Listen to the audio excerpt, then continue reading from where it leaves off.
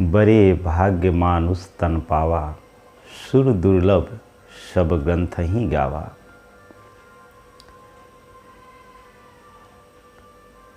बड़े भाग्य से मनुष्य का जीवन मिलता है।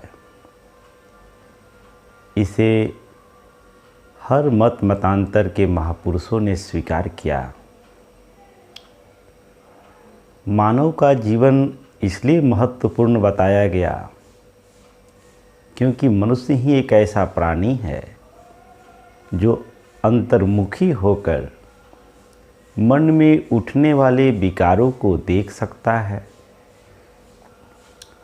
और होश जगाकर अपने विकारों से मुक्त हो सकता है।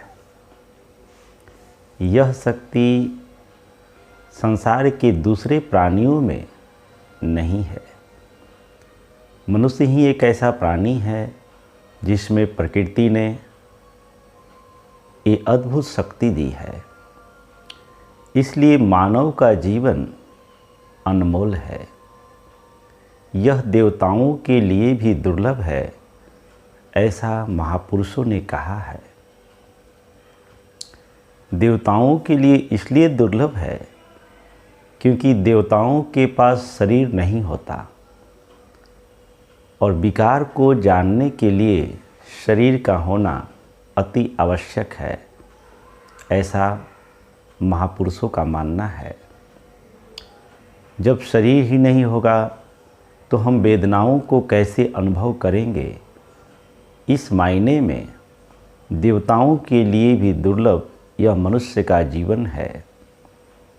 लेकिन फिर भी मनुष्य ऐसा अनमोल जीवन पाकर भी दुखी है और दरिद्र है।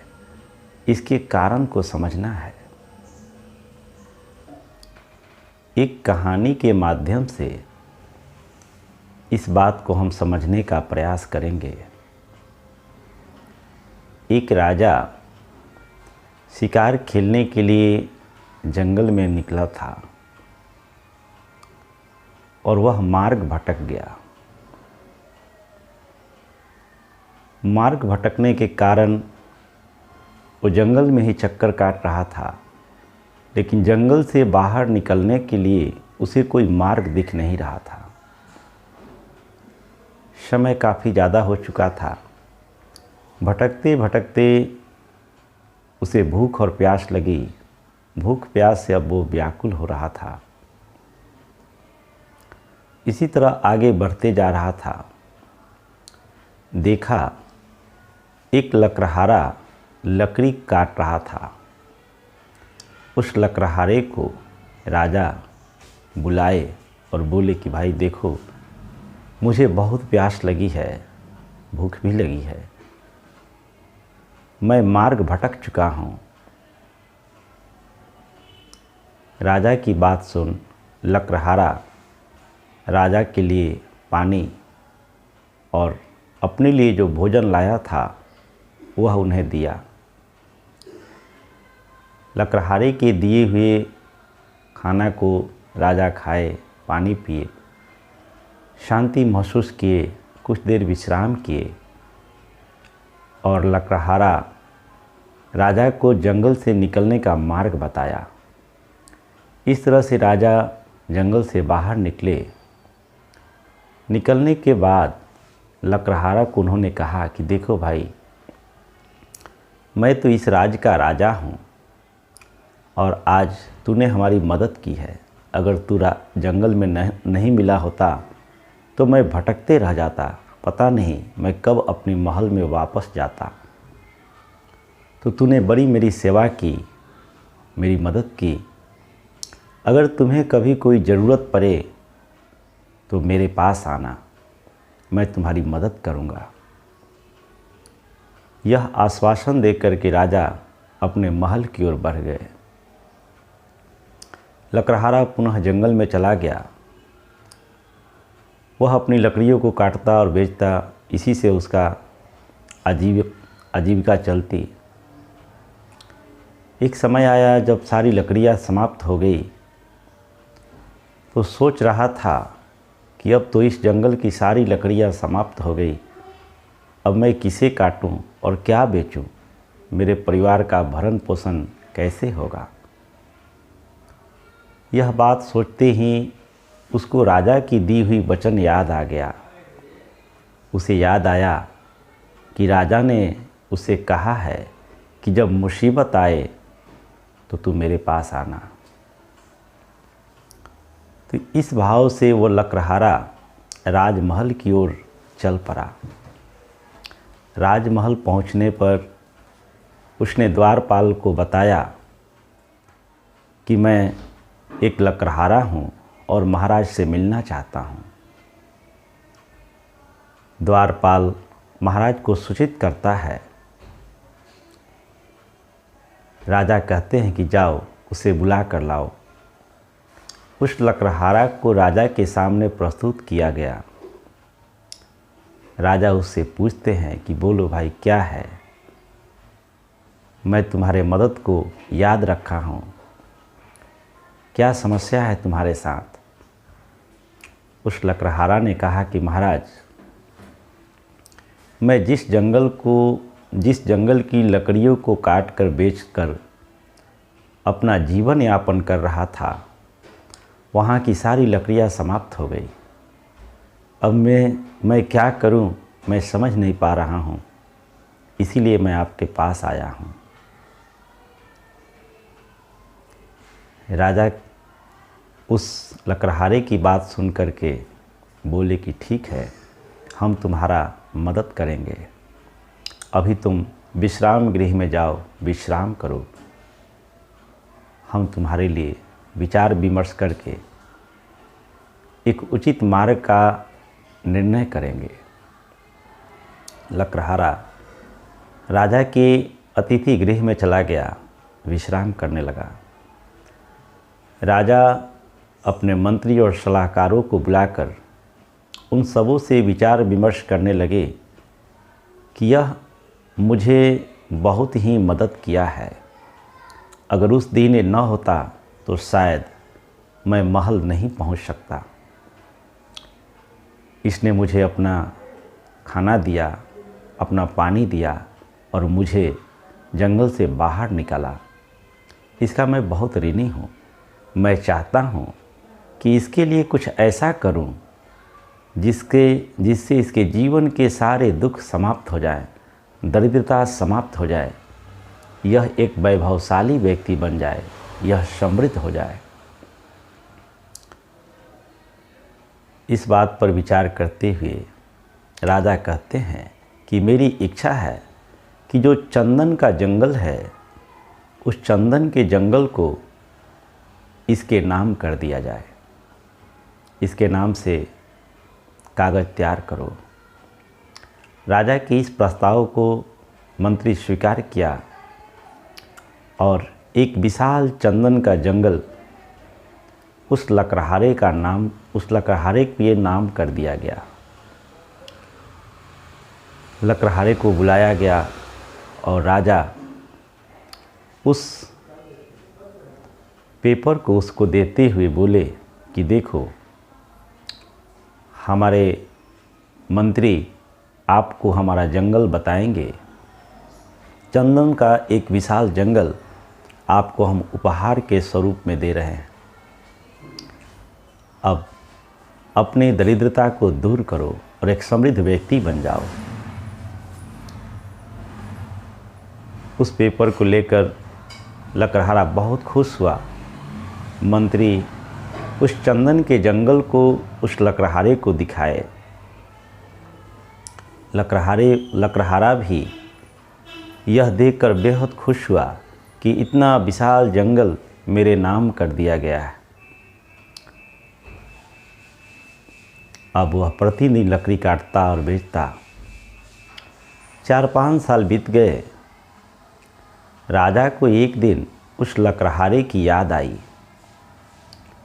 अपने मंत्री को बुलाकर पूछते हैं कि ज़रा लकड़हारे के बारे में पता लगाओ, क्योंकि उसे तो हम लोगों ने इतना विशाल चंदन का जंगल दिया था। अब तो उसका जीवन एक राजा की भांति हो गया होगा, वो बहुत समृद्ध हो गया होगा, क्योंकि चंदन की कीमती लकड़ियों को बेचकर अब वो बहुत धनी हो गया होगा। राजा की इस बात को सुनकर मंत्री उस लकड़हारे का हाल जानने के लिए उस जंगल में पहुँचे। उस जंगल की स्थिति देखकर मंत्री आश्चर्यचकित हुए, क्योंकि जंगल लगभग समाप्त हो चुका था। सारे पेड़ कट चुके थे और लकड़हारा आज भी दरिद्र का दरिद्र ही था। उस लकड़हारे से मिलने पर उसने यही कहा कि मैं तो आज भी वैसे ही हूँ जैसे पहले था। महामंत्री को आश्चर्य हुआ कि इतनी विशाल चंदन की लकड़ियों को बेचकर ये आज भी दरिद्र है। यह बात मंत्री राजा को बताए। राजा मंत्री के साथ उस चंदन के जंगल के पास गए। उस चंदन के जंगल को समाप्त हुए देख बहुत आश्चर्यचकित हुए।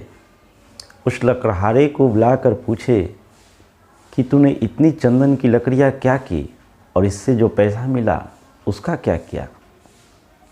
वो लकड़हारा कहता है कि महाराज, इससे जो पैसा हमें मिला वह तो प्रतिदिन जैसे पहले लकड़ियों को काट कर बेचता और उससे जो पैसे आते उससे हमारा जीवन यापन होता, इतना ही हुआ, इससे ज़्यादा कुछ तो हुआ ही नहीं। राजा पूछते हैं कि आखिर तुमने चंदन की इतनी लकड़ियों को किस तरह से बेचा कि तुझे ज़्यादा पैसा नहीं मिला। वो कहता है कि मैं देखा कि बहुत विशाल जंगल है, तो लकड़ियों को ढोकर जाने में ज़्यादा श्रम लगेगा, इसलिए मैं लकड़ियों को काटता, उसे जलाकर कोयला बनाता और कोयला बनाकर बाज़ार में बेचता, तो इसमें मेरा श्रम भी कम लगता। इस बात को सुनकर राजा अपना सर पकड़ लिए और बोले कि अरे, तुझे इतनी अनमोल चंदन की लकड़ियों को हमने दिया कि तुम बेचकर मेरी तरह समृद्ध बन सको, राजा बन सको, क्योंकि तूने हमारी सेवा की थी। और इतने कीमती चंदन की लकड़ियों को तू कोयला बनाकर बेचता रहा और दरिद्र का दरिद्र बना रहा। अरे, तुझे पता भी है कि इस चंदन की लकड़ी का कितना मूल्य है। उन्होंने कहा कि एक सिर्फ लकड़ी को काटो और इसे बाज़ार में ले जाकर बेचो, तब तुम्हें पता चलेगा कि इसका कितना कीमत है। उस दिन लकड़हारा एक चंदन के छोटी सी डाली को काटकर बाज़ार में निकला और बाज़ार में जो उसका कीमत पाया, उसे आश्चर्य का ठिकाना नहीं रहा। अब वो अपने किए पर पछतावा कर रहा था कि राजा ने तो मुझे राजा बनाने के लिए एक विशाल चंदन का जंगल दिया, लेकिन मैं अपनी अज्ञानता के कारण उस चंदन की लकड़ी को कोयला बनाकर बेचते रहा और मैं दरिद्र का दरिद्र ही रहा। मित्रों, वास्तव में यही घटनाएं हमारे साथ भी घटती है। प्रकृति ने तो हमें अनमोल बनाया है। प्रकृति ने तो हर मनुष्य को एक अद्भुत शक्ति दी है, जिससे वह समृद्ध हो सकता है, अपने सारे दुखों से मुक्त हो सकता है, स्वयं सुख शांति का जीवन जी सकता है और दूसरों के सुख शांति के जीवन जीने में सहायक बन सकता है। लेकिन उसी लकड़हारे की भांति हम भी अपने अनमोल चंदन के जीवन जैसे मानव जीवन को कोयले की भांति जलाकर समाप्त कर देते हैं। अज्ञान, लोभ रूपी अग्नि में हम अपने आप को जला रहे हैं। ईर्ष्या रूपी अग्नि में हम अपने आप को जला रहे हैं। घृणा रूपी अग्नि में अपने आप को जला रहे हैं और जला कर हम अनमोल बहुमूल्य अपने जीवन को कोयला बना रहे हैं। मित्रों, आवश्यक है प्रकृति ने जो हमें अनमोल जीवन दिया है, इस जीवन को निखारने की, स्वयं को जानने की, स्वयं को पहचानने की। जो व्यक्ति इस कुदरत के दिए हुए अनमोल शक्ति को जान लेता है, उसके जीवन के सारे दुख समाप्त हो जाते हैं। इन्हीं शब्दों के साथ आज की वाणी को विराम देंगे। आप सबका मंगल हो, सबका कल्याण हो, सबका भला हो।